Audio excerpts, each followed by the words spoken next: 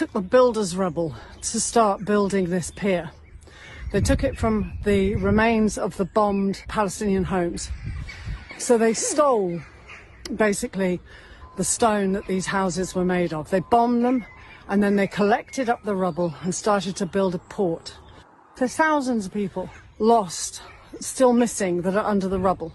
So when you manage to get an excavator and you take it to these places and you pick up all of this rubble and then you cart it all the way down the seacoast road to build this pier, in that will be the remains of Palestinians who are still missing. When you walk on this pier, you're going to be walking literally on the remains of Palestinian people. You're going to be walking across a pier, or driving, which is more to the point, over the remains of the dead, who never got a burial, who never got named, and who never got rescued. Children, the skulls of children will be amongst this rubble. A road of the dead.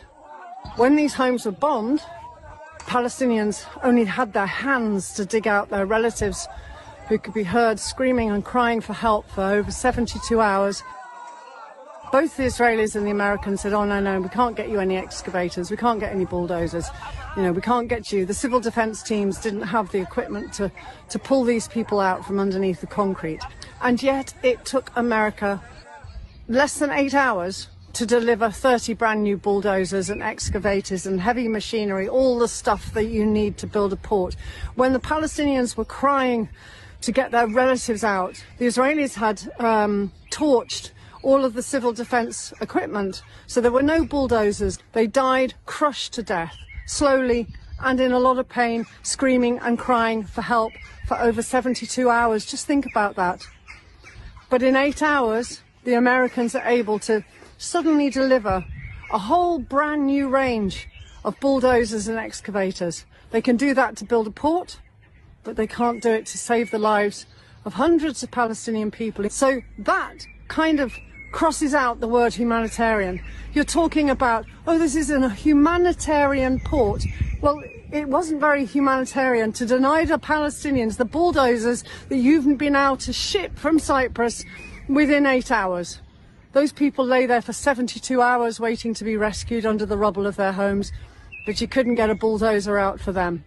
Gaza's beach, the place that all Palestinians go in the hot weather, the place they swim, where children have flown kites, where they gallop their horses up the beach. There's wedding venues, there were restaurants and cafes. People flocked to the beach in the summer to cool themselves down and use the beach as a way to get away from the misery and suffering in the colder months.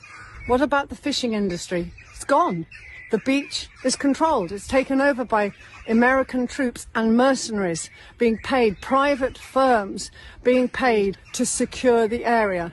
So 2,000 troops will suddenly become 20,000 troops. The whole beach is a military zone, a barracks with a controlled entry and exit point where large cargo ships will be able to moor and ship away Palestinians into permanent exile. There are so many reasons why this port is not humanitarian, but this port must go. This port cannot exist, because if it does, then Gaza doesn't exist. Thank you for listening.